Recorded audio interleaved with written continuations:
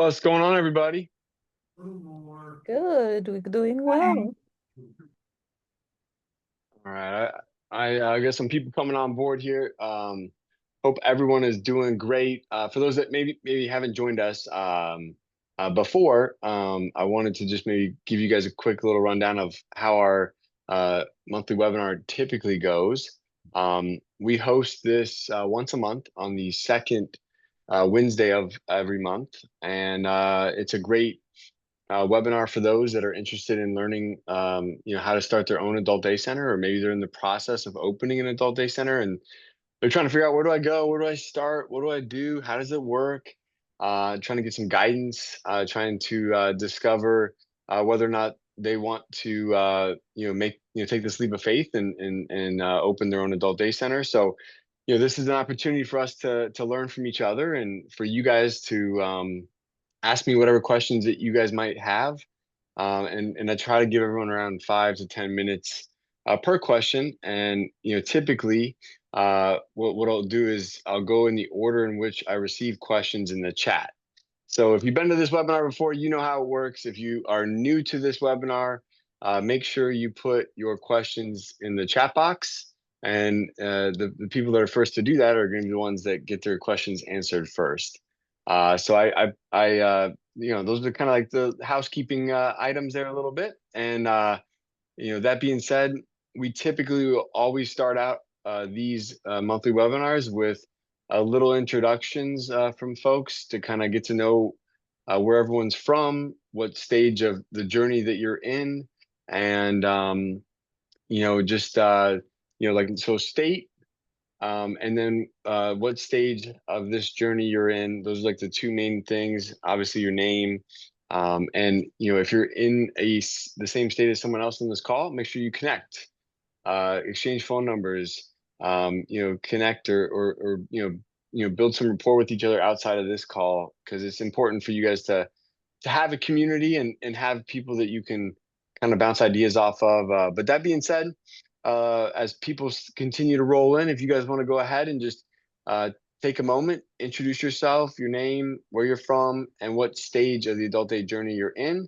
And then in about 10 minutes, we'll actually jump into the live Q&A. So whoever wants to start, feel free to unmute your mic, introduce yourself, and again, name, where you're from, what stage of the journey. Discovery Hi, phase, opening, go ahead. I'm Nancy. I What's up, am, Nancy? Nancy, she's like an OG on this call religiously yes, every month. yes, I'm from Massachusetts and then I am still waiting for my SBA loan to start my the first work of renovation of the building. Absolutely. So those that don't know, Nancy is in Massachusetts, and she is in the process of applying for an SBA loan so she can start her adult day journey and really dive in and make it happen. Make her dreams come to reality. Exactly, exactly. I do have an appointment on an interview with them next week. All right. So, yeah. Good stuff, Nancy. Well, I'm glad you joined us again this week, and always appreciate your questions, and you are determined. I can see that, which is fantastic. So Yes. good stuff. Anyone else Thank want to you. introduce themselves? Anyone else from Massachusetts? Or Hi, can you all hear me? I sure can. Yep. Hi, this is Cheryl. I'm from Richmond, Virginia, and I'm just trying to open my own adult daycare at some point. I need more guidance and I need all kind of help. I even don't know where to start. So Well, then you're on the right call. That's for sure. And it's Sherelle, you said? Cheryl. Sherelle. So Sherelle, if you have any specific questions, obviously, hey, where do I start? That's that might be the only question that's important to you right now. But definitely throw it in the chat, and we can certainly dive deeper into that question on this call. So nice to meet you, and thank you for joining us. Thank you. Who's Hi. Hi, good hello? evening. Hi, good evening. My name is Stacey Ann, and I am living in Brooklyn, New York. And I am here because I want to start my own adult daycare. but I have zero knowledge. So I'm here to get some ideas. Where do I go? How do I start? And stuff like that. Fantastic. And it's Stacy Ann, you said? Correct. Stacy Ann. Stacy Ann, nice to meet you. Thanks for joining Thanks, and us. yeah. Definitely kind of in that same stage of the journey as Sherol. If you want to put your question in the chat, even if it's not specific, but we can dive deeper into it on this call here. So we got Brooklyn in the house. We got, I don't know if it was Virginia, West Virginia, and then Virginia. Virginia, and then And hi, Massachusetts. So my name is Shauna from Milwaukee, Wisconsin. hi, Shauna, how are you? I'm fine, thank you. Thank you for joining. Remind us where you're at in your journey. I'm actually getting ready to close on my SBA loan with the Women's Business Initiative Corporation in Milwaukee this month. Oh, So fantastic. Well, yeah, congratulations to you. I have my building. Thank you. Awesome. So you and Nancy got to connect, Yeah. That's true. I'm actually in the stage of doing this next month. I'll be doing my first draw so I can get my business up and running so I can get the doors open before the first Well, of the year. I'm What's excited. your numbers? What's your number, Shawnee? Well, maybe if you want to exchange contact info in the chat, you can, Okay, private message each good. other and then you can All right. Okay. exchange it that way. Okay.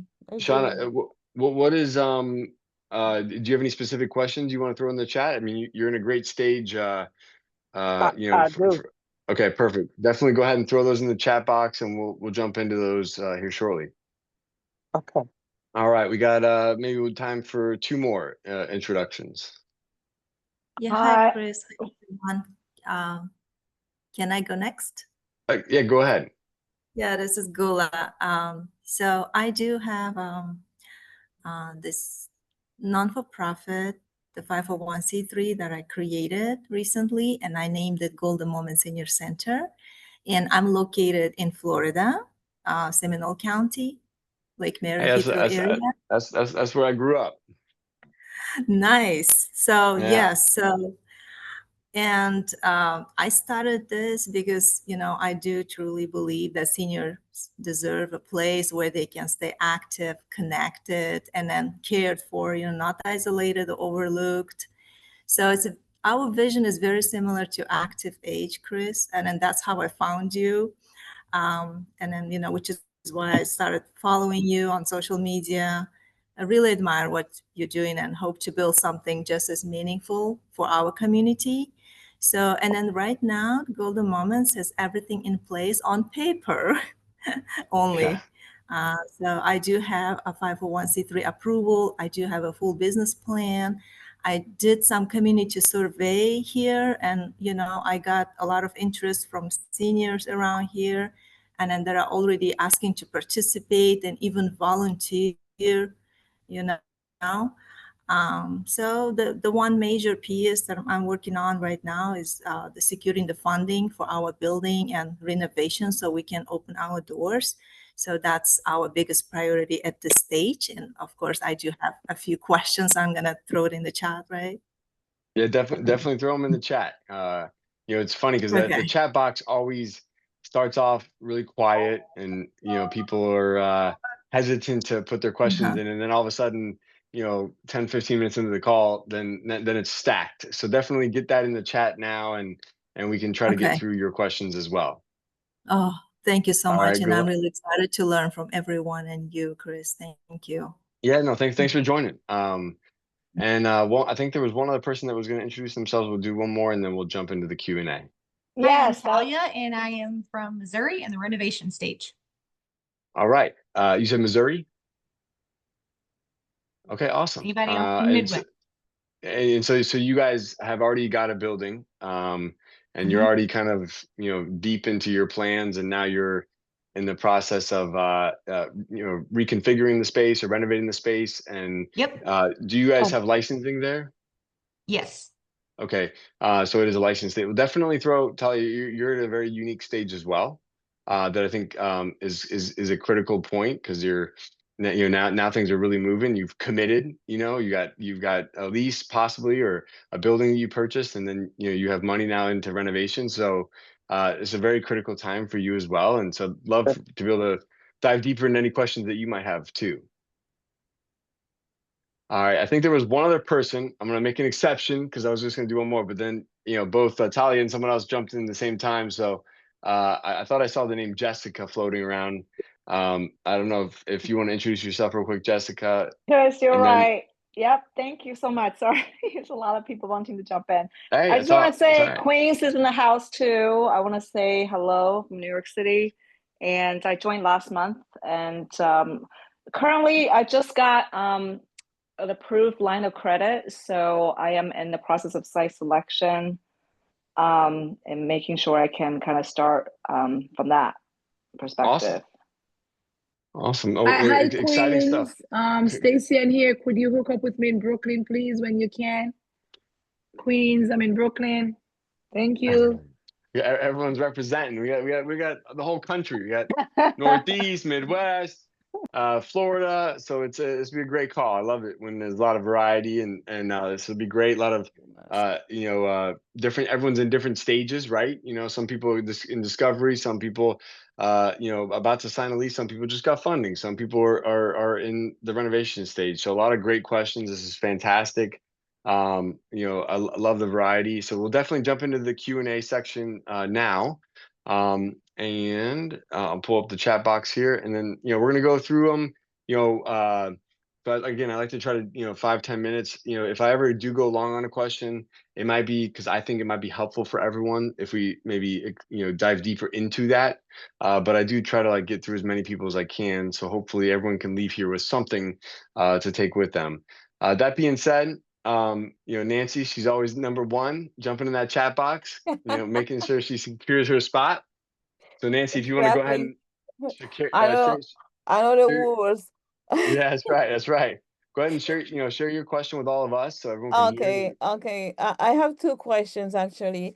First, I'd like to ask you for your advice about that. Do you think it's a good idea to have a partnership with someone who has an adult not sorry, a home care? Yeah, like you mean to be a referral source with you, or you talking about going and having them being a business partner with you? No, not business partner. I don't think we are at this stage. They just say they want me to have a partnership with them. If it's I would kind of break this up into two types of home care agencies. So if it's a private duty, personal care, homemaker companionship type of home care agency, if that's the type of home care agency you're thinking of, then a lot of times you can work with those home care agencies in the sense that there might be mutual clients that you have, where maybe some days they come to you 3 days a week, and other times they're using in-home care, or maybe in-home care is used to get them to and from your center, or before or after they attend your center, or throughout the night. So having relationships with them can be super helpful. On the Medicare home health side, we found on the kind of the private pay adult day side that Medicare home health companies, the physical and occupational therapists that work for those companies, can be good referral sources when they think about discharge planning of their clients or their patients. So when their insurance is expiring, or they're being terminated from services or discharged from services, those physical and occupational therapists, if you can build relationships with them, they can be a good referral source for you on the adult day side. In order to kind of get in front of those people, a great way to do that is they typically will have a weekly breakfast meeting, or what they call a case conference. Every area might call them something different, but you might be able to bring in breakfast, kind of share with them what you do, and then build relationships with those therapists that are in the homes of individuals, maybe going through a knee recovery or hip replacement, or maybe just regaining strength after staying in rehab. Mm-hmm. Okay. Okay.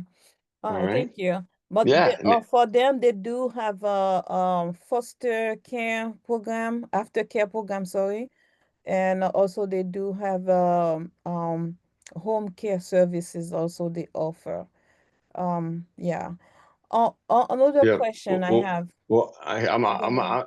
Nancy, I mean, you could go all day, so I'm gonna No, go. two questions. I told you two questions. The second question is, I'm gonna have um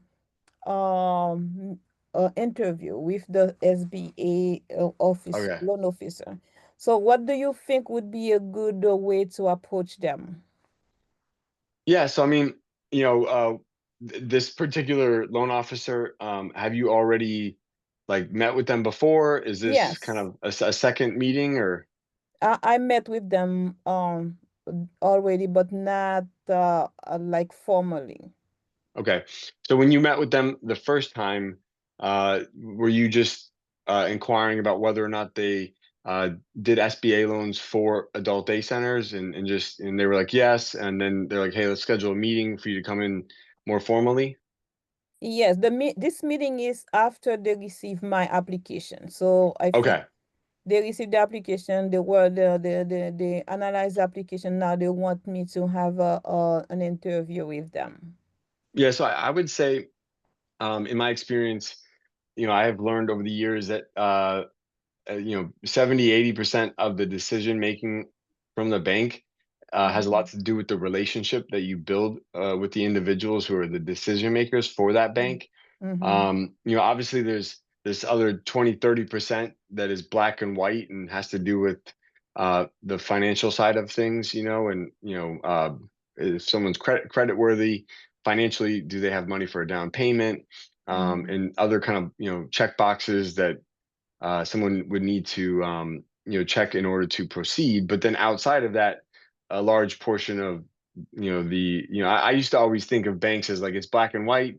You either mhm, fit the box or you don't. But I've learned over the years, especially on that's how it is if you're buying a home for your personal mhm, residence. But when it comes to business loans, a lot of it is very much relationship building.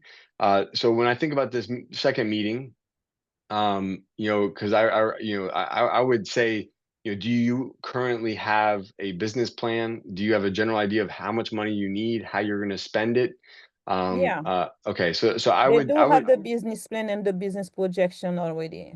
They already have that. Okay. Yeah. So at this point in time, I don't know if you have any literature. I don't know if you have any branding that you've already created.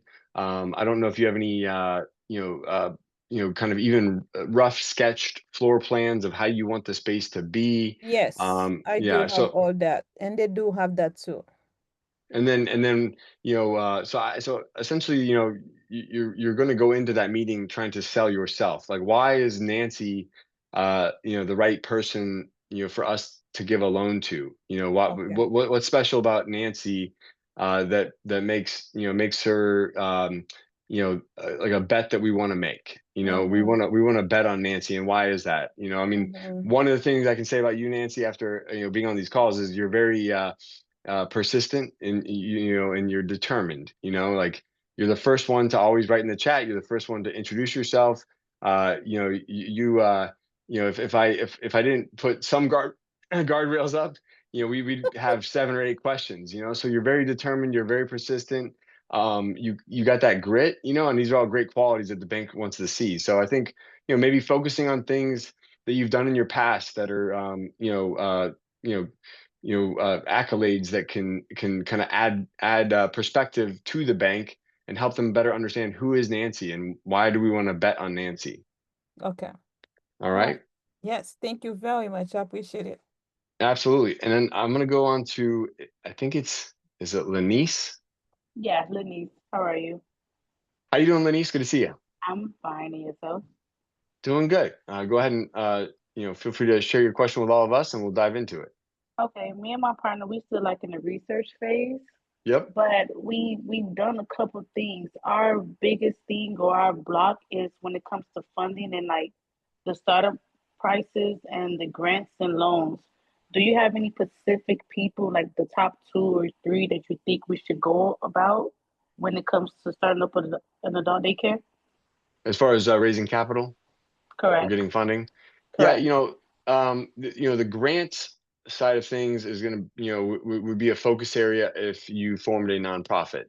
There would just be a greater chance of you being able to apply for grants and then maybe getting funding from those grants if you were a nonprofit. There was a study done one time at one of the NADSA conferences, and it showed how many companies that were nonprofit got funding versus those that were private, for-profit entities. And the for-profit private entities just, rarely are going to get funding.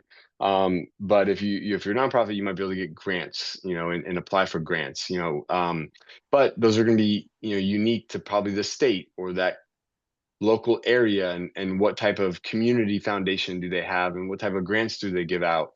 There's not necessarily like a national grant for Adult Day that you could apply for that I'm aware of. As far as funding is concerned, when it comes to maybe a for-profit entity, really your best bet is the SBA loan.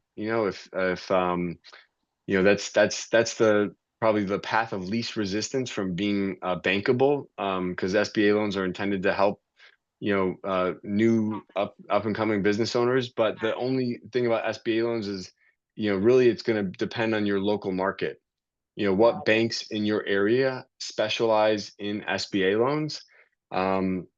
And a lot of times building a relationship with a more of a community bank that does SBA loans, that's going to be your best bet as far as building that relationship, being able to make forward progress, because the other thing you're going to face too is you're going to go into some banks. You might walk into Bank A. Bank A is like, we don't do SBA loans for healthcare. They may only do it for franchises, or they may only do it for food service.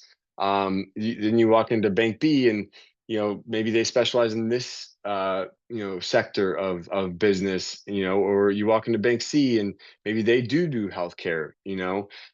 So every bank is going to be a little bit different, and so you're going to have to go knock on a few doors, and really try to figure out which banks in my area and my community are local or are regional, and do they have an SBA loan program.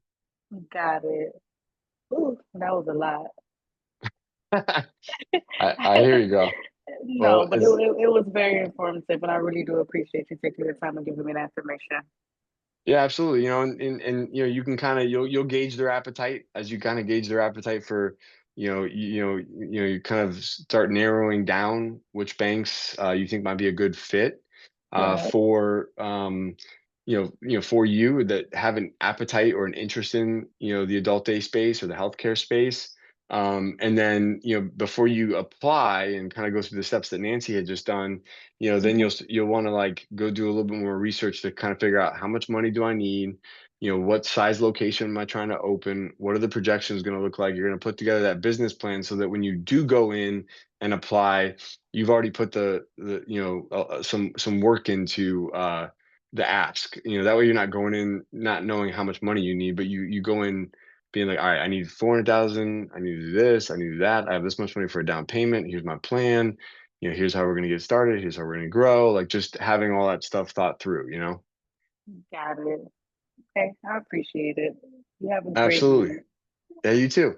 All right, Thank I got you. Miranda up next. Hello, Kris. How are you? Doing good. How are you? I'm good. I'm just in the beginning stages, just getting information from your site and listening, of course, to other people's information. And so with this, I don't have a building or anything yet, but I do look at like rental spaces, and I just see an open space, that's maybe 3,000 square feet. But don't you have to have bathrooms that are equipped for wheelchairs, and I don't know how many bathrooms per people? That's the kind of thing that I'm wondering about.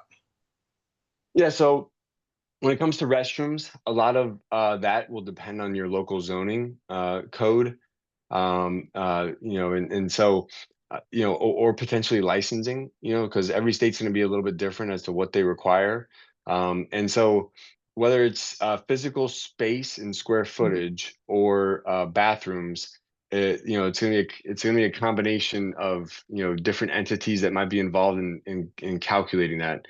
With bathrooms specifically, typically it's going to be in the zoning code. So depending on how the space is zoned, you know, because some local governments have like zoning requirements for adult daycare centers, but then there's other like governments that don't have adult day written into their zoning code at all. And then they might treat it as like an event space, you know. And so depending on if it's like treated as like an event space or if there is an adult daycare zoning code, in that code in your local zoning department, you'll then have kind of requirements for the number of bathrooms per the number of people. Okay. And then when it comes to the number of people that you're allowed to have, there might be from a licensing angle, they may allow X number of people per square foot of the, you know, the usable space, like so not including like restrooms, not including administrative offices or the kitchen or things like that, you know, so kind of like now usable space, like there may be a certain square footage amount per person that they may require. Okay. But something else that could affect that is like on the zoning side, a capacity for the type of zoning that it is zoned for, or the ingress egress for say the fire department. So depending on maybe how many exits there are in the space, it might also cause a limitation. So you know, a lot of times when you're thinking about, okay, what's my license capacity, you might have to take into consideration, well, what's the zoning department say? What's the fire department say? What's the licensing, regs say? And then take, you know, the smallest number of those three, and that's going to be your like cap on your license capacity. But you should find the bathroom requirements in as part of the zoning code. Okay. Thank you. Because I see a lot of spaces that like are for events, you know, they're just one open space and one bathroom. I mean, our setup is open concept, you know, so we don't have individual rooms, and our kind of open concept setup, you know, like in our Port Charlotte location where we are licensed for 60, but realistically we're you know, anything over 50 people in a day there is like you're standing on top of each other. So in that space we have 3 bathrooms, and you know, when you got 40 people, you know, in there, 45 people, it's not enough bathrooms. I mean, we're allowed to have that because of the code, but you know, it's like with 40 to 50 people, it would be nice to have 4 bathrooms, you know. Yes. But sometimes you'll find zoning codes where it's like 15 people per bathroom, you know. Wow. So okay, thank you. Absolutely. All right, I think I got Jessica next. Jessica, are you there? Yes, mine is not a question, but a request. I thought, thank you for hosting, and I thought maybe if you'll be open to considering a meetup of sorts. I know you wouldn't in the past wouldn't mind people just stopping by to visit, but wondering if a few of us want to come visit, will you be open to hosting a meetup? I love the idea. Maybe something we could, you know, my buddy Cameron and I don't know if you know Cameron with Story Care, but we had talked about doing kind of a meetup, kind of almost like a not a conference, but like a you know, a kind of a learning like a mastermind type thing. And so you know, we have explored that idea. I know we both have been so busy with everything else going on. But I love the idea, and I think it's something that, you know, we certainly would want to do, and maybe it's something that in 2026 we can throw out there as like a, hey, if we do this event to kind of have this meetup, and you know, here's our plan with that. You know, is anyone interested, and kind of gauge the level of interest. But that's definitely something to be, is a great request. That's amazing. Well, winter is around the corner, so we'd love to visit Florida. Yeah. I know. Yeah, I don't know how you guys do it. Everyone up north, I'm like, man, I'm like, man, sub 50 degrees, I'm out. You know, I'm coming back to Florida. You know, like this is the last couple of days. It was like 43 when I woke up today. I was like, dang. I was like, you know, luckily it warms up pretty fast down here, but you know, you guys sent that cold weather our way. You know. Thank you. Well, I appreciate it, Jessica. Thanks for joining. I think let's see here. Is it Cheryl?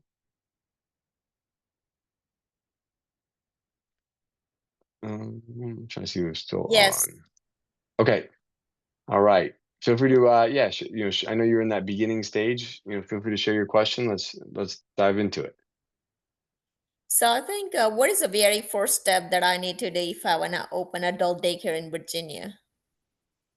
Yeah, so it's a loaded question. I do have some first step videos on our YouTube channel that could probably dive a little bit deeper into kind of like a whiteboard session and like, hey, here's steps 1 through 7.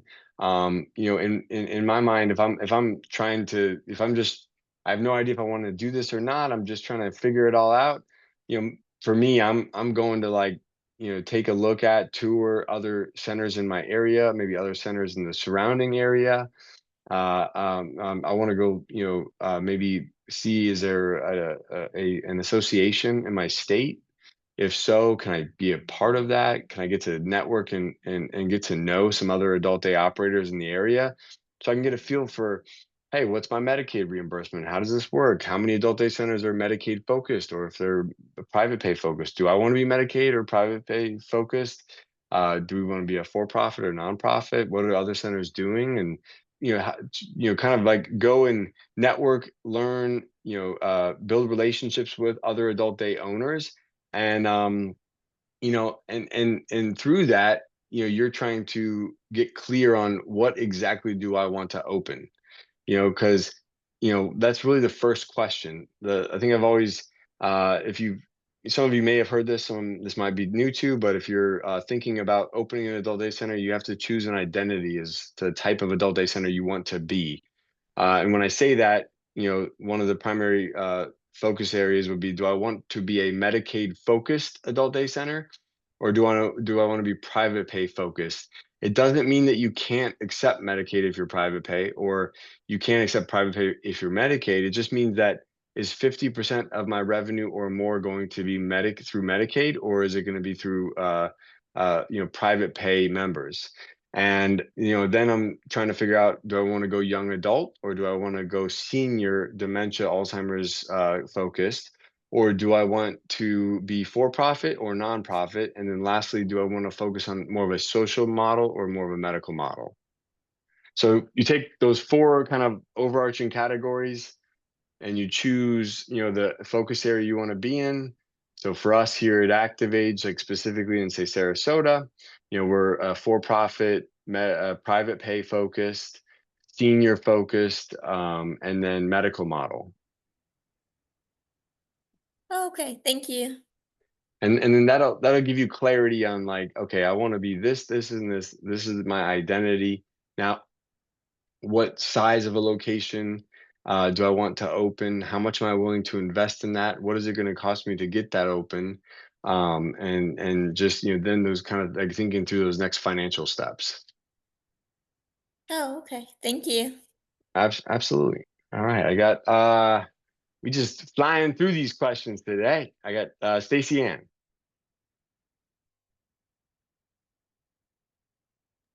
Hi, good evening. How's it Yes, going? pretty good, pretty good. I have my dream of becoming, a daycare operator, and I'd like to let it become a reality. But my thing is, I did a lot of research, but like I need like step by step. I'm in Brooklyn, New York. How do I go about opening up a adult daycare center? Yes. Yeah, so definitely encourage everyone, if you go to YouTube, search my name, Kris, Kris, last name Chana. If you go to my page and click on the playlist, there's a playlist titled Startup. Click on that, and then there's a bunch of different videos kind of very specific to that stage. Some may resonate with you a little bit more or less depending on maybe where you're at in that journey. But as I was kind of sharing with Cheryl there earlier, I think when you're in this, you have this dream, but do you Stacey Ann know exactly what type of adult day center you want to open? Like when I Yes, mentioned those 4 categories, like how would you identify yourself within those 4 categories? Yes, I do have all of that, like the type that I need. I also have the name of So what? the So would you? Are you Is your type Medicaid or private pay focused? both Medicaid focused. And Okay, so Medicaid focused, because you can't be both. So it's like your revenue is either going to be primarily Medicaid or primarily private pay. So one of them will take up 50% or more of your total revenue. And so if you're, so Medicaid focused, that's we identified that. All right, so next one would be, are you senior focused or young adult? senior, All right, so senior, for profit or nonprofit? full profit, For profit, okay. And then medical or social? social. Okay. So what I would do, my first step, now that you know the type of adult day center you want to be, I would go and try to find adult day centers in your area that are that similar type. So go explore them, go find out, okay, what sizes are there, what are their specialties, where are they located, how strong is the association in my area, what's the Medicaid reimbursement rate, is the Medicaid reimbursement rate for a medical model versus a social model different, is there licensing for a social model, or is it just for the medical model, or is it for both? Like just trying to get a better understanding of what exists today, what my reimbursement rates potentially going to be, and then what type of like licensing requirements I'm going to face. And kind of this way you can start to like kind of hone in on, okay, now I know my, the average reimbursement rate on a social model is X. Okay, so I can use that now in the future to work backwards in my math to figure out how much can I invest or how much money do I need to raise to open something like this. Another question that you might have as you're exploring this is, anyone that is opening or wants to open a Medicaid focused adult day center, the best way for you to get into the adult day world with the least restriction is to buy an existing adult day center. So if you find someone, they may not be listed for sale, but you might go in as you're networking and building relationships with other adult day centers in your area. You might find an owner that's been there for 30 years and they're exhausted and they've been waiting for you to walk through their door and express interest in adult day and potentially even maybe offer to buy the center from them. So they may have never listed it. They may have never considered that. And then you become that angel that they've been waiting for, that they didn't even know they needed. And, if the beautiful thing about a Medicaid focused adult day center is that there's going to be options available for sale. If you're starting a private pay focused adult day center, it's going to be hard to find because there's not a lot of private pay focused adult day centers that exist. So if it is Medicaid focused and that's the route you're going, purchasing is going to be the path of least resistance, with a lot less headache and a lot less work compared to starting from scratch.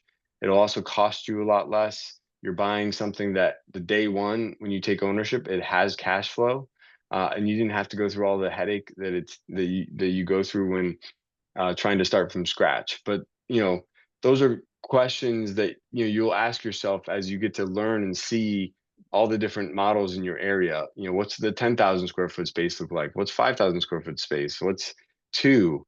What's medical focused look like versus social?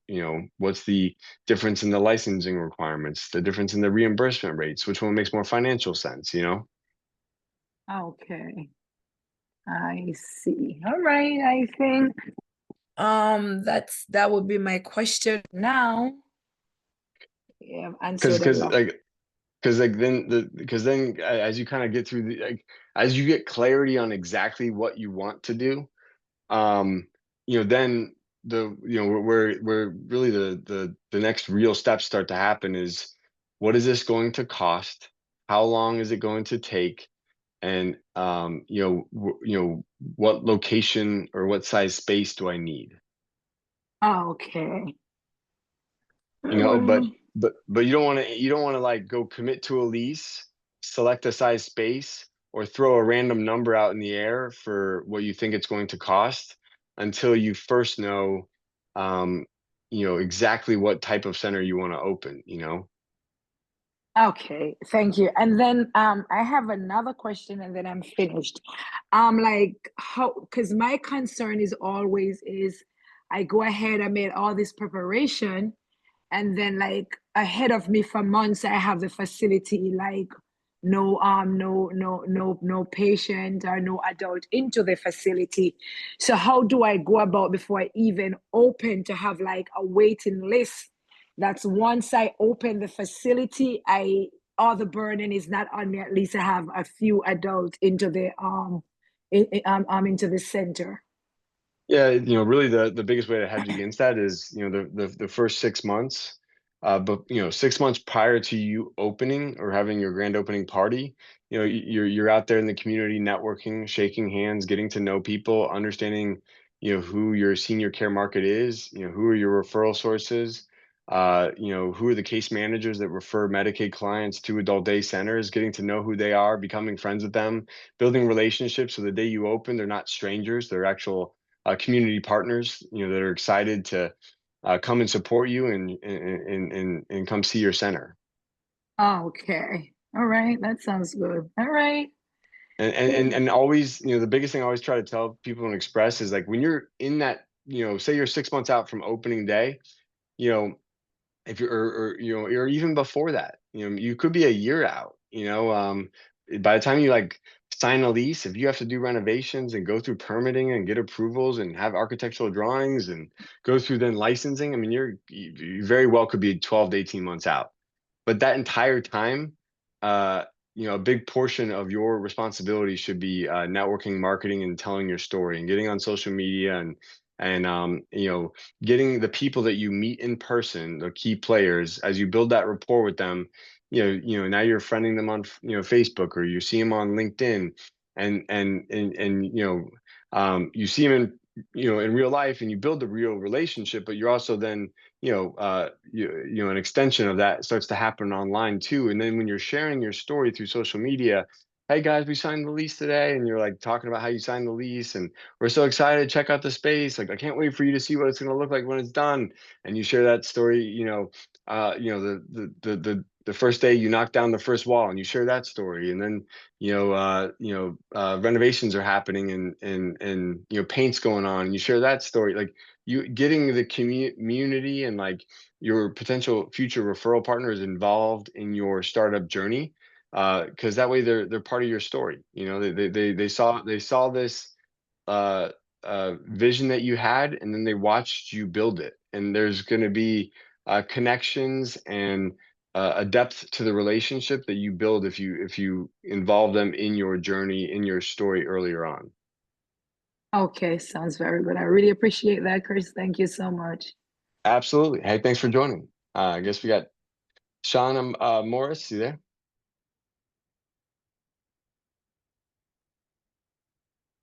Yes, I was just wondering if you have any suggestions about the route I should go for insurance for my daycare. I'm at that last stage before I, sign my loan, my SBA loan, and um, start getting clients in my building.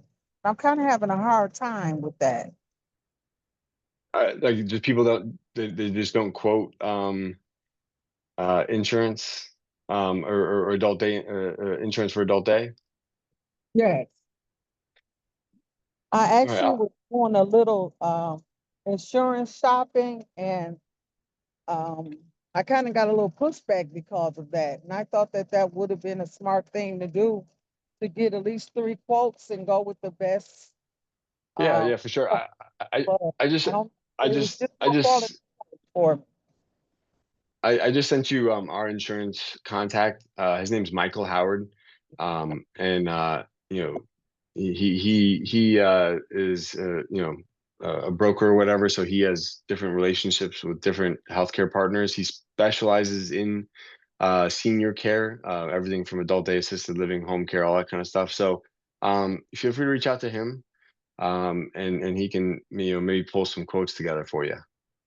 Okay, thank you. Yeah, absolutely. Yeah. Yeah, and the hard part sometimes too, for anyone trying to get insurance, I mean, sometimes, a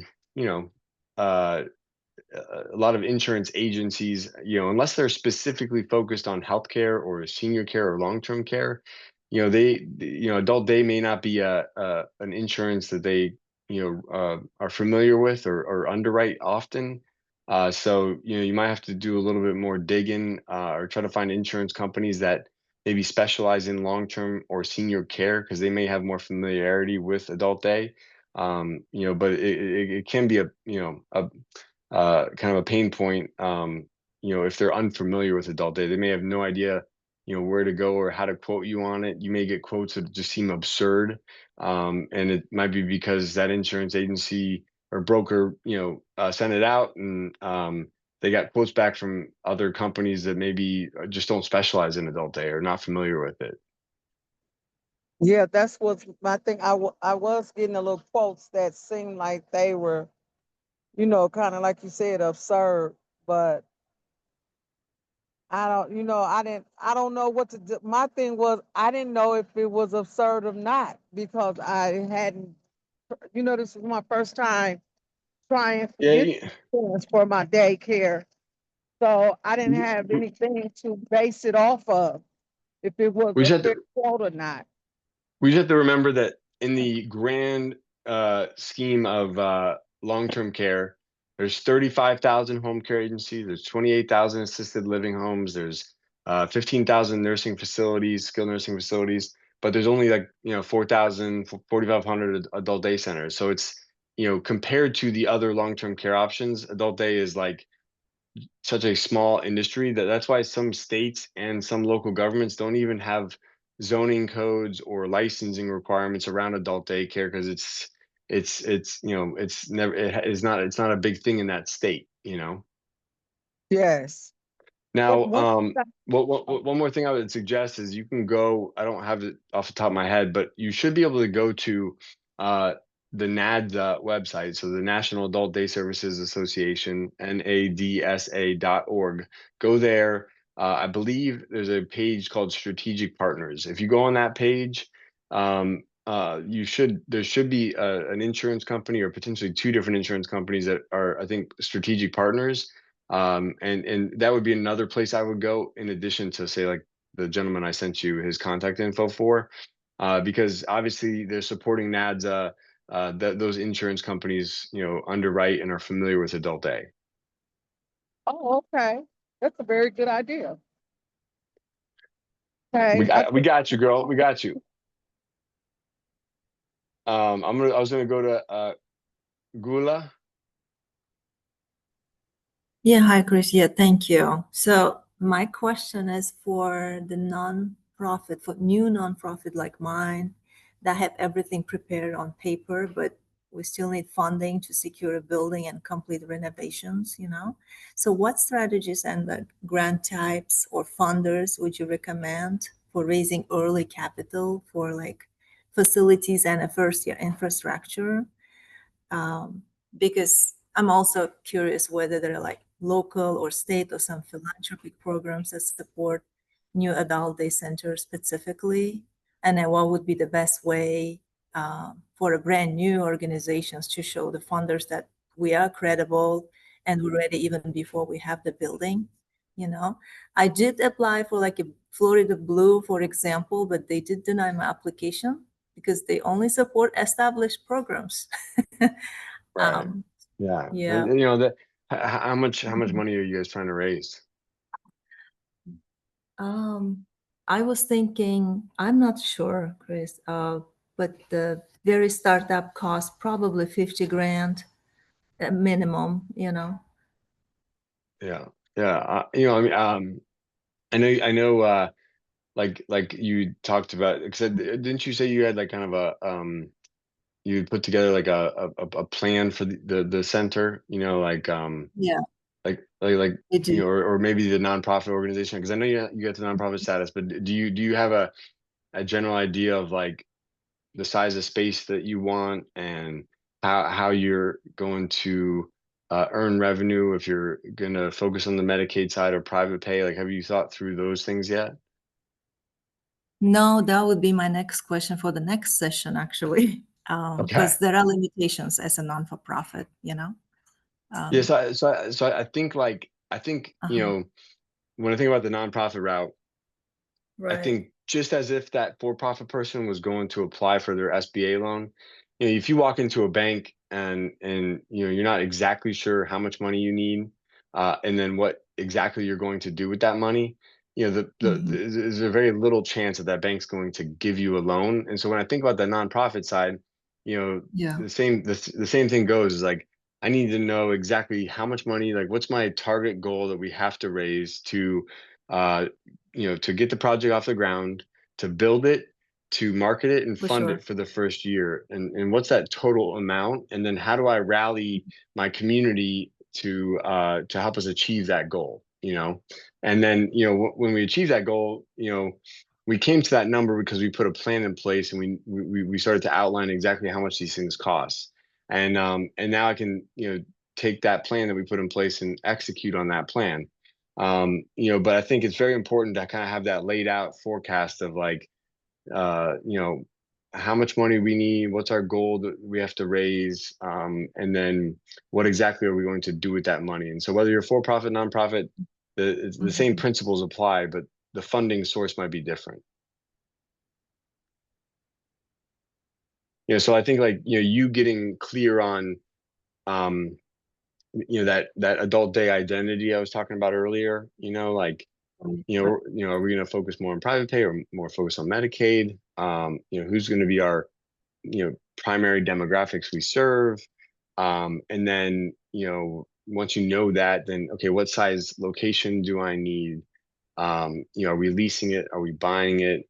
You know, if you know, depending on the size of that space, like what are my anticipated renovation costs going to be? You know, and kind of getting a better round number on what the all-in cost of this this initiative is going to be. Okay. Yeah, for sure. And then do you think if I keep applying for the government funds, I may get some approvals, considering all this government shutdown and everything going on? You know, I think, you know, I think like, so there's not a primary place to go to find funding for adult day specifically, you know, whether it's national or local. You know, so I think, you know, the biggest thing is you got to just go out there and apply for whatever you can put your hands around that you have time to commit, you know, to, right? Okay. And at this stage, without the total fundraising needs, you know, figured out, you know, like, and without certain elements of the program, you know, dialed in, you know, you might find that certain grants or certain, um, you know, you know, things that you could apply for, you know, community funds or whatever that might give money towards organizations like this. You know, they may have a harder time writing a check for something, you know, if there's nothing in place already, or if the goal for what we're trying to build is not clearly defined, you know. So I think, you know, getting a little bit more clearer on exactly how much we need and like, you know, what we're going to do with that, and kind of having this like full plan of, you know, like our goal, how much we, you know, like that would give a, you know, an organization that's giving out grants, or, you know, maybe a community foundation, you know, where, you know, when people pass away, they give money to the community foundation, and that foundation, you know, chooses different nonprofits in the area to do certain things with. Like, I think like, you know, either sides of that coin, whether it's a community foundation, a grant organization, you know, or maybe, you know, someone that is a grant writer, or, you know, maybe, you know, some nonprofit organizations that are well funded in the senior care space, that you can start to network and build rapport with and learn about what grants they're applying for to support needs of seniors. And, you know, it could be food programs, it could be, you know, just, you know, different programs out there that exist. You know, I think trying to think where it's at. It used to be called, if it still exists, and I don't know if it was in Lake Mary or if it was a little further north or near Sanford or something like that. But it was like one senior source or something. Are you familiar with that? Oh, no, I have never heard about them. Yeah, I would just, I would try to learn, like, what are all the different senior care organizations in my area? Is there a Meals on Right. Wheels? Is there a, and then, start building rapport with these other nonprofits that serve seniors. And as you build that rapport and those relationships with them, especially you as a nonprofit, maybe you start identifying key leaders in your market that you can bring on to your board of directors. And then you can start building, like, you have a vision for what you want, and then you can start building a board of advisors or board of directors for your nonprofit around you. So now you get, key individuals in the local market that believe in your vision, that are willing to support you. And then as you start getting introductions to different funding sources and community foundations or different grants, like, you have a little bit more depth to your story, both financially, what it's going to cost to get there, the vision for what you're going to build when you get the money, and the team that's going to help you make it happen. Yeah, I love that suggestion. Thank you. Definitely something to look forward and think about. Thank you, Kris. Appreciate it. Yeah. Hey, absolutely. Glad you're on the call, Yeah. and we'll just keep muscling through it. And Yeah. the thing is, when you first start this out, I look back, even myself, anytime I've ever started something, what I dreamed of that idea being at the time, or that initial concept in my head, it it always shifted and changed, in a big way. But a lot of times, it's like, just, you got to keep peeling back the onion, and it gets a little bit more clear, and you take this next step, and the door gets slammed in your face, so you go right instead of left. And then, but each of those steps, even though along the way some might feel like wins and some might feel like setbacks, all of that is just helping to refine and helping you Very true. get clarity on what you're trying to build and exactly what that dream looks like. Because, the clearer you can get to a place where you're like, I know exactly how many square feet I need, I know exactly how much money I'm going to raise, I know exactly what I'm going to do with it, I know exactly how it's going to look, and like, there's zero question on that. Like, that's someone that is a lot easier to, for that person to raise capital, Yeah. Yeah. or, Okay. or even get the team around them to go join them on that journey, because they know exactly where they want to go and how they're going to get there. Perfect. Okay. Thank you, Kris. Absolutely. All right. So we got, let's see here. I just it says C Stat. I don't know who C Stat is or what their real name is, but Hey, Kris, it's Kris Statham. okay. What's All going on, right. Kris? How are you? How are you? I'm fine, thank you. How are you?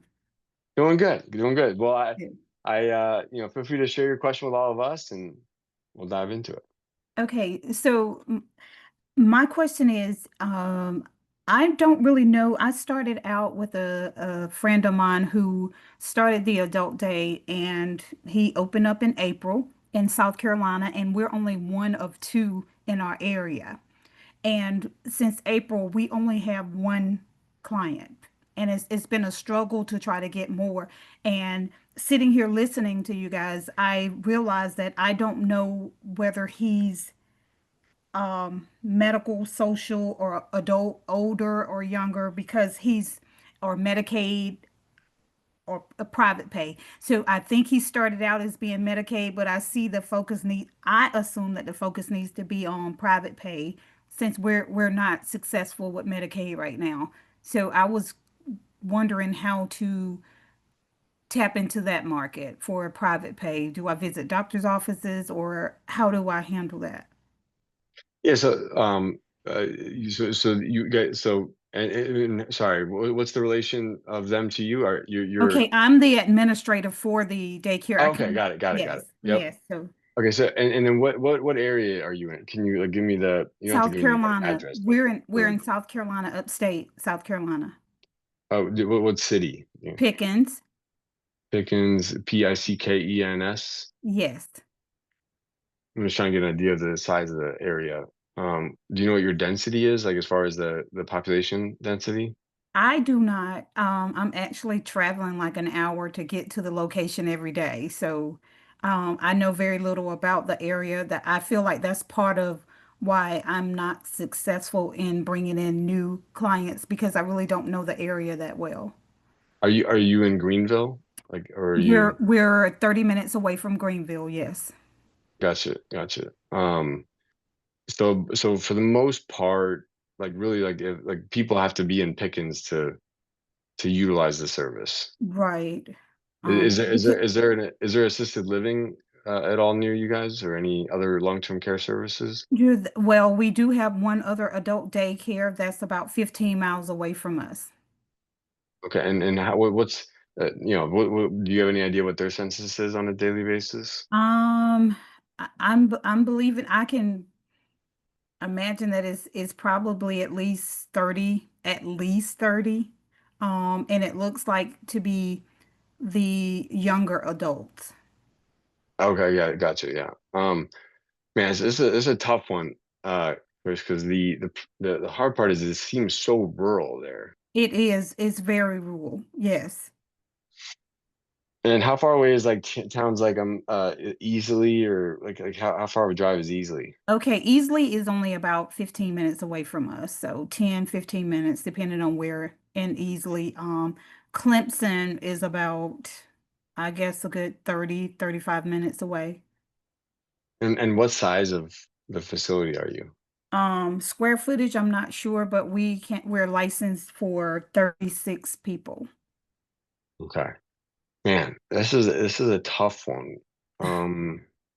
But it's just what's tough about it is that it's like I'm trying to I don't even I'm trying to see here population Pickens population. Yeah, see, this is so here's the problem. And Oh, it's yeah. like, there's just the Pickens has 3,000 people. Right. So it's like it's just tough because like with that kind of density in the population, I don't even it's hard for me to even know what to expect from an average daily attendance. Like the reason why the younger adult one probably has a higher is because um out of that 3,000 people, without doing a study on the demographics there, there's probably a chance that out of the 3,000 people, there's some other younger adults that maybe have some disabilities, and there's just a greater size of the population at that age that have a need. Hmm. And that might be why the younger adult works in that area. The hard part for me is like it's like yeah, I would love to see this in Greenville, but I don't know if you can pull people from Greenville to Pickens. Yeah, that would be a Like, stretch because yeah. I think Medicaid only pays a certain amount for transportation, although we do have transportation, but I guess when you start adding in the cost of transportation, Yeah, it's a lot. It's a yeah. lot. Yeah. Yeah. No, my only like saving grace, I feel like, is easily kind of pull people from easily to Pickens. Hmm. Hmm. So would I focus on maybe like doctor's offices? I did hear you mention PTOT. I did write that down to maybe in-home health, maybe contact PTOT. Um, Yeah, like so the hard part is like there's probably not going to be a ton of services that exist in Pickens. So mhm. it seems like easily is am I saying that right? Easily? Yes, Like, absolutely. okay. Yes. So it seems like the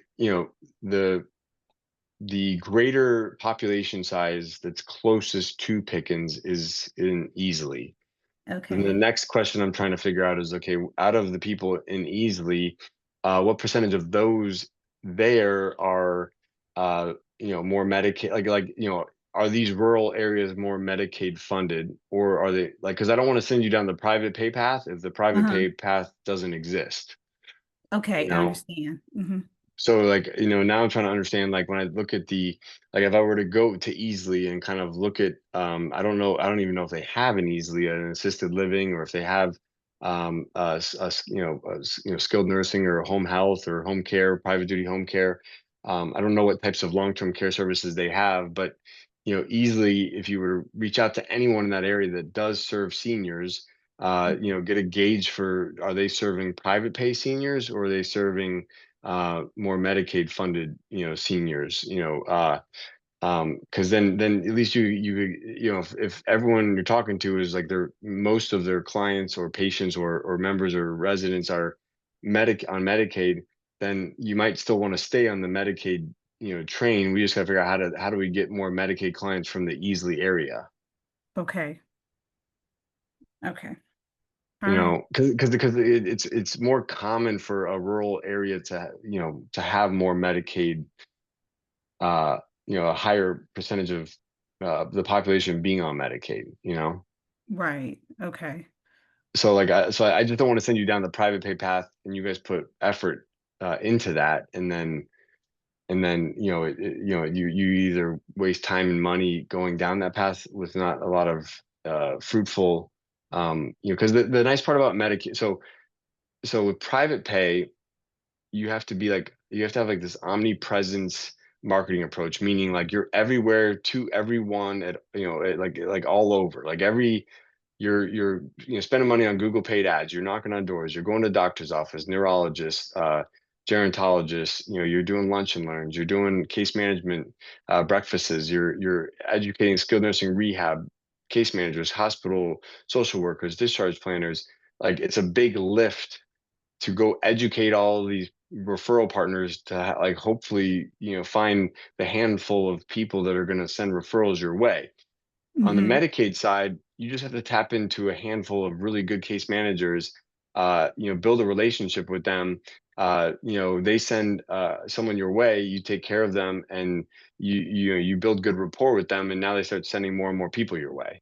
And then you tap into like 3 or 4 people, and you know, through Medicaid, they end up, you know, filling your building or being like your primary referral source. Okay. You know. So like for me, what I would, if my next step would be like, I need to go investigate Easley and figure out what does my long-term care industry look like in the town of Easley? Who are the people serving seniors in that market? And are they primarily serving private pay seniors or seniors that are on Medicaid? And then how do we get in front of the case managers that are helping to identify the needs and then making the referrals or sending the authorizations for services? How do we get, you know, in front of those people to start sending people our way? Okay. Sounds good. Thank you. So man, it's a tough, you know, it's hard because in Pickens a lot, you know, I'm like now I got to figure out how to pull from Pickens and Greenville and wherever you live. You know, maybe you bring a couple people with you from your side of town, like, yeah. Yeah. If they were all going to the country today, guys, you know, like.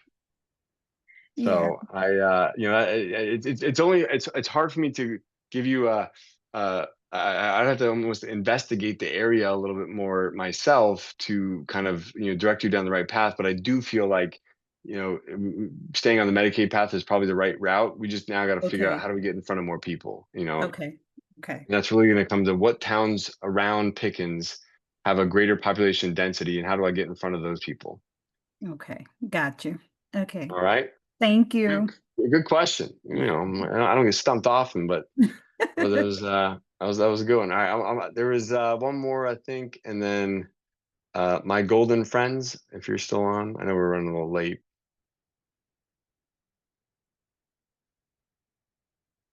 My golden friends, or maybe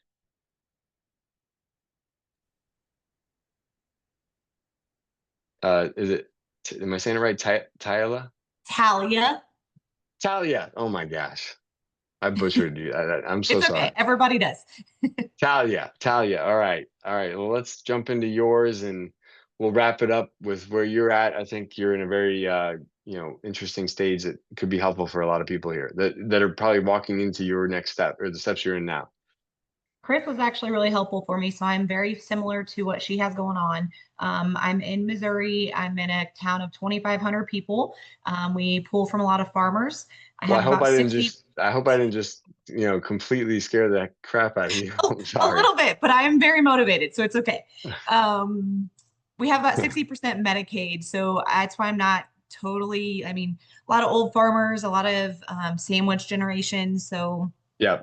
the place that I have that we're renovating is off from one main highway. So I think that really as people pass through, as they commute the hour and a half or so to the St. Louis area, You know, I'm hoping they can drop off their loved ones at us and everything like that. So with that picture painted, um, as we're renovating, I'm kind of curious if you could rebuild, or as you know, what would you make sure we have in the building and what would be something that maybe we don't need?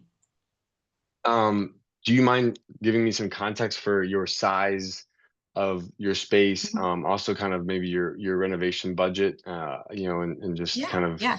and then maybe even one more thing would be your lease costs, like what your whether you, I don't know if you leased it or Mhm. bought it, but you tell me, you know. Yep. So we, and to paint it as well, we're for profit, senior, Okay. Medicaid, medical. Yep. We bought an old funeral home. So it is Okay. already pretty much a lot of ADA stuff is there. We're renovating the bathrooms a little bit, throwing in a shower. So that you walk in, my office will be to the left. You have one large open area, then you kind of enter that back area, and then behind that is a kitchen. So don't know the exact square footage, but you have two very large open rooms, and kind of like a reading nook on the right when you first walk in as well. I think my loan is for 250,000. So some of that is going to go to where we have to finish paying off the building. But I think Yep. I'm going to have about an extra hundred something thousand to put towards this. My husband, thankfully, is we own a construction business. So Post renovation, or like that would be um, including renovations. that was when I had to go to the bank. I told him, hey, if you give me 250, this is going to cover our building because Yeah. like a signed finance thing. And then I listed out like, okay, this is going to be flooring, drywall, you know, all this stuff, software Yeah. program, security system. So that was kind of everything. Do you mind sharing your city again? So Yep. I can, So it is in Gerald, Missouri, Gerald. Missouri. Mm-hmm. All Yep. right. So like we live in Um, Owensville, so it's about 15 minutes away. And then a lot of people, basically Highway 50 goes from Lake of the you, Ozarks through St. you Louis. you said G, right? GER. Correct. Yep. G Okay. is in giraffe, E is in egg, R is in Randy, A is in apple, L is in lion, D is in dog. Got it. And all right. So help me understand your surrounding markets, just from a uh. So you said St. Louis. Okay, I Mm-hmm. see St. Louis now. Okay. And how far Yep. away is St. Louis? About an hour and a half. Hour and a half. Okay. And what are some other areas around you that are like, I see Owensville. Owensville's where I physically live, and that's about 15 minutes from Gerald.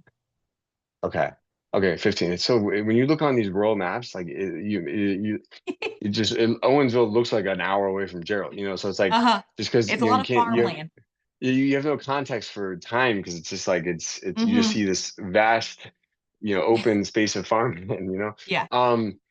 Okay, so that's only 15 minutes away. Okay, so you could pull from Owensville, right? Yes. Yes. So we're actually probably going Um, to pull from Union, Missouri, which is only about 20 minutes east of on Gerald. east. Okay, I see Union. Got it. Okay. Yep. And You said then, 20, and that's what, 20 minutes? Okay. yep. So Gerald's kind of in the middle of a star. So we'll probably pull from Sullivan, Missouri, Owensville, Missouri, probably even Belle Bland, because a lot of people have to commute to St. Louis. So they're going to end up driving Where's down Bell to Plant? Boise. It Yeah, would where's Bell? be west of Owensville. So it's about 15, 20 minutes west of Owensville. Oh, I see. Okay. Oh, so yeah, Bell and Bland are kind of like two areas. Yep. You got Hmm. Cuba to your south. Yep. Yep. Um, all right. So yeah, I think, man, I'm like learning something new from you guys. So I think, you know, it's like when I think about when it comes to other long-term care services like assisted Hmm. living or Hmm. skilled nursing rehab, Hmm. you know, do those exist in like Owensville Yes. and Sullivan? So that's one thing I'm struggling with on how much to, I want to start marketing, but we don't have an adult day. The closest one is in St. Charles or St. Louis. So it's further down in the big city. And we do already have two nursing homes and we have one assisted living. So my fear, And where are those at? You have both of those are in Owensville. so Actually, both all nursing three. homes. Hmm. Okay, and so the assisted living and both nursing homes are in Owensville. Yes. And what size are they? They're big. I think Gasoline Manor's like a 60 to 80 bed. And I want to Oh say Spring wow. Valley is also. So that's why I'm really excited about this because we have so many people that get forced into that nursing home because there's no other option. and Yeah. everything. So we have two very large nursing homes, and that's kind of part of my concern of like, I don't want them to swipe me off my feet because they have that capital, but so they are a No, but no, you'll be fine. So do you know what their like, do you have any idea what their census is there? So I worked at one as the assistant DON, and I would say our census was average of like 70. Okay, Like, all right. yeah, So, in there, and do you have any idea where those people were coming from? all over. So that's what I'm saying. So like we're pulling Yeah, from the whole star because a lot of them, you're talking with all these farmlands and the rural in between, people are driving 45 minutes to, I mean, each one of our hospitals is an hour away. So if right. something happens, you either have to go to Jeff City or Washington, and that's your closest hospital. So then you've got all those people in between, and they're pulling to either Owensville, Herman, Cuba, New Haven. Those are all about 30 minutes away, and that would be the next closest nursing home. Wow, Yeah. man. But so I'm not scared. I've got all that, but I want to know is as we're building, Well, for instance, yeah, we are like framing out a resting area. So do I yeah. really need a resting area? Do I need a nursing station? Do I need like what kind of stuff would you say we really need to focus on when we have wood in our in our renovation? What do we really need to I focus know. I, yes, I'm like in my head, I'm so focused right now on marketing, which we'll get back to. Um, because I feel like we gotta nail that. You know, on? you guys are committed now. So like this is I'm going, and by the way, guys, I'm going very long on this particular question because I think this is you're at a critical stage, and I think it's very Mhm, important that like you make the best choices you can make on these next steps, right? So mhm, because you're already in. You mhm. got the loan, you guys are Yep. committed, you bought the building, like so we want to make sure that you're successful, and I think talking through the marketing, in a second will be helpful too. So I think when it comes to your I would imagine that it's a fairly open concept in Mhm. the currently, like you have a lot of open area to work with. Yes. Okay. So I would say that, areas of focus that like a resting room is helpful, not necessarily as a really massive or large space. Like we use, like for instance, we have our newest location, we have a smaller resting room that could accommodate maybe 6 people, Okay. and it gets maybe used one person here and there. Right now, our average census is around 30 people a day Okay. in Sarasota, and maybe we have like one person on occasion once a week, or whatever. That we primarily use the resting room as a place for folks to go if they're sick, not feeling well, Right. dizzy. Mhm, Maybe they're having some pain. mhm. They could be constipated, or like their back's giving them trouble, or their Yeah. knee. And so it's not so much like we wore everyone out and now they're all taking naps. So it's Right. more of like I almost kind of like we disguised our resting room as a movie theater, and kind of had Okay. created more of a cozy environment, but knowing that we use lift or the reclining lift chairs. So Mm.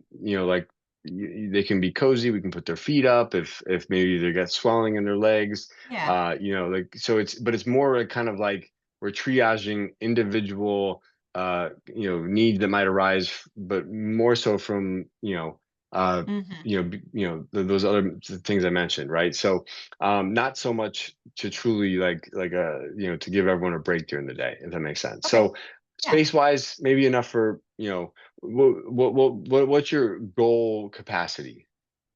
30. 30. Okay. So for a census of 30, I mean, if you had a space that could accommodate, 4 to 6 people, that's perfectly fine. Nothing too Okay. large, Mhm. honestly, I would say enough for like 4 lift chairs and a TV, and however you want to set it up, that would be perfect. Okay. Okay. Is the kitchen already built out? Yes. Okay. So you don't have to worry about that.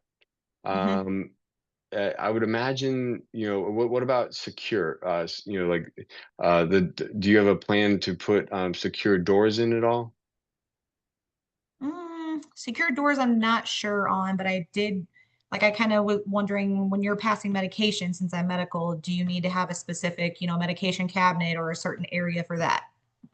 Yeah, it'd be helpful for you to have kind of like an enclosed nurse's station where you can keep all your, well, for two reasons. One, to secure all your supplies, and also your medications, but also an area that you could, bring someone in privately in case an incident came Yeah. up or they got a cut and, they're on blood thinners and it's, it's really bad, just a place where we can kind of triage problems, in a private area away from everyone else. Or maybe someone, all of a sudden, is having a stroke or they're not waking up and like we don't want to cause a scene over here to everyone else on the activity side. So we kind of have a place that we can isolate them to and we can kind of like, pull out all of our medical supplies and figure out what's going on, Okay, I like that. Yep. Okay. Um, Awesome. but when it comes to, the reason why I was saying that because, for the most part, when I think about both of our centers, there's always an underlying need as to why a family is going to spend, $2, $3, $4,000 a month with you. And typically it's, a moderate, mild, moderate, or even more advanced stages of Alzheimer's, dementia, Parkinson's. It's not as common that the super independent, very cognizant senior is going to walk through your doors, or they're going to be at home, with their loved one, like, hey Charlie, I'm bored today. Like, I want something to do. Like it's just they themselves are not the ones usually inquiring about this. It's always a family member, but usually that underlying need might be a good reason for you to think about having some sort of secure doors. So that like I would have like your entryway have a like kind of you have your front door and then you have a lobby area, and the lobby area be separate from the actual center itself where you're providing care, and that door that separates the lobby from the actual care center side of things, having that be a secure locked door. Okay. I like it. Thank you. So and then one other thing I was just thinking about. Sorry, my wife was calling me, but I just want to make sure it wasn't an emergency. So the other thing, okay, so building wise, any other questions construction wise? Sure. I've got my husband, the construction guy, over Okay, here in the yeah. background. He's listening. No, I think we have a pretty good idea. So yeah, I love hearing people's stories and learning from them. So as you obviously are day in, day out, I plan on trying to visit some, but as we're building, I just definitely that helps paint a better picture than what we even had. So I appreciate it. Do you plan to have a shower at all, or Yes. is there a Yep, shower? we actually Okay. bought a special shower to put in, and that way we can offer showers on a certain day. What about bathrooms? Are they stalls, that you're going to use existing, or are they private Nope. bathrooms? 2 private we tore out and are redoing to make sure that it was. Oh, he said eventually 3 private. Okay, gotcha. Okay. Yeah, no, the private bathrooms help because you can Okay. isolate incontinence care in the privacy of that bathroom, and you can keep that bathroom stocked with briefs and wipes and gloves and all that kind of stuff in case someone has an accident. The other thing I would say, like, we do an open concept in both of ours. We like the open concept because it gives us flexibility. So like putting up too many walls and breaking the space can create limitations down the road.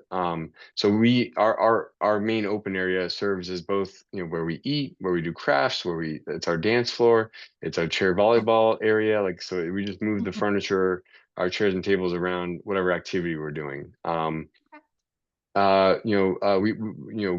I'm trying. So now, like, I think, space wise, those, the only other thing I was gonna say is that in the kitchen side, do you guys have a hood system?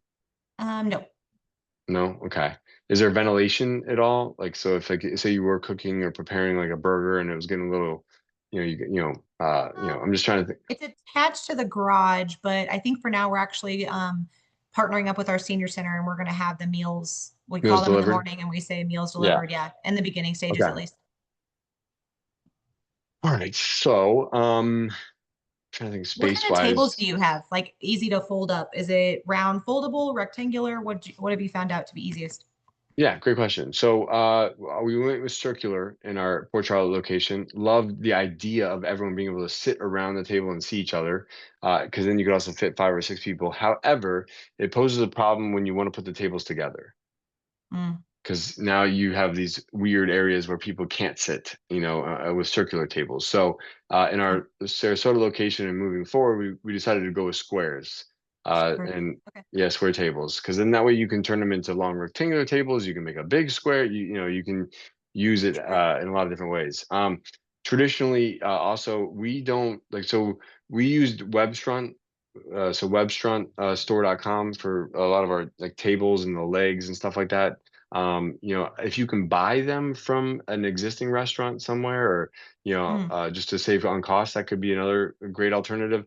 When we bought tables in our assisted living facility when we first started, we actually bought like some of the dining room set of a old Brookdale that was getting rid of and redoing their dining room area. And so we ended up getting, awesome. like, tables for $10 and chairs for 5. And these are Nice. tables and chairs that, like, those chairs were Yeah. probably $350 new to Brookdale per chair, Wow. Yeah. because they Yeah. were like really they were built well, sturdy, all wood, Mm, had the rollers on them and stuff like that. So anyways, if you can find something like that maybe someone's okay. selling, and that might be a way to save cost. If not, we actually in our space have taken like kind of a plastic PVC chair with armrests, Mm, and then we use cushions on the back and the bottom, because the cushions then allow us to, if someone has an accident, you can throw it in the wash, clean it, and stuff like that. So if you buy okay. chairs, you want to buy something that is easier. It's hard to find something that's comfortable and it be easy to Hmm. clean, depending on the padding that's on it. So as you're looking at stuff, trying to find a balance of, okay, should we go easy to clean chair with cushions on it, as opposed to a fabric chair, because of Okay. accidents and things like that, or food or whatever. Okay. Um, so, and then I think, my biggest thing is, like, when I think about your area, I just think, like, how do you get in front of all of the right, you already have that DON experience. So how do you get in front of Hmm. all those case managers on the Medicaid side and all those different, in that star thing you were talking about? Like, Yeah. I need to, it's like, okay, one day I'm in this town, the next day I'm in Uh-huh. this town, the next day I'm in this town. Understand. And Yeah. I'm just really working that star, and how do we Mm, create like this draw for people to come to our area? What are yeah. the traffic patterns and the like, all right, we know Owensville, a lot of people go to here or whatever, but like Hmm. trying to understand, like, how do I create that draw, or what's a way to get, like, can I get X number of people, carpooling from this little town over to you guys, and maybe Hmm.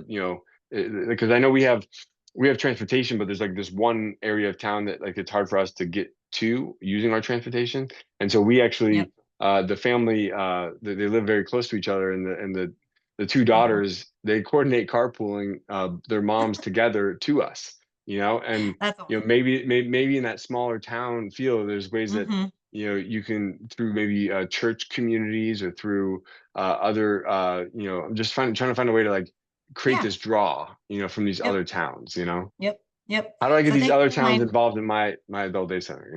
I love it. Thankfully, I think my nursing experience is going to come in handy, and I've grown up in this town, so they kind of they know me, and Everyone's then gonna I've say, yeah, yeah. yeah, I mean, yeah, I feel like Owensville, you got on lock, right? yeah, yeah, And then it's and just then I those other worked in towns, like, yeah. the Washington area. So our next closest hospital, I was a nurse there for 13 years. So I'm hoping to reach out to our case managers and our doctors. I'm currently in our hometown clinic, so I can kind of see, and I'm going to keep that job as like a resource in a sense. And like you said, partner up with our, it's called Heartland, and our home services, and make that rapport with the nursing homes and churches, and fingers crossed. Are you on social media? Yes. Are you sharing this journey on your social media? Not yet, because I've been scared that someone's just going to steal my thunder, I guess. No, I think because it's a smaller town, right? So, like, Yeah. I would imagine everyone's championing you on, The ones and that know about it, yes, they're very excited. Yeah. So I think, it's like, how do I, look, how much work this is to get to where you're at, right? Yep. I think it's important for you to take everyone along that journey with you, Yeah. and show them like what you're building. Hey, what are we doing today? All right, hey, we're putting this in. Like let them be a part of this story where you put this thing together for them, and that way those people in those towns, like when like they see you're coming closer to opening. Now the grand opening celebration. Now now we have our big party, and then they're invested in your story. So when you do open, like you already have like people teed up. I like that. Okay. And All right. even Well, if you thank don't want to do social, you could just email those, start building your email list with those contacts, and Okay. feeding them Right. those stories, So anyways, Okay. I All went right. way Thank over, you. but I was excited about your journey. So keep us posted. Thank I hope to hear from Okay. you as you come, build and come together. And thank you guys all for the 14 people who stayed on here for an extra half an hour. We appreciate all you guys, and we'll see you guys again in December. So it's the second Wednesday of every month. If anyone has any specific questions, wants to do one-on-one coaching, or you want to get the Great Care Crisis book, or any other things that you might have a question on, go to adcpro.com. There's a bunch of different ways that we can help.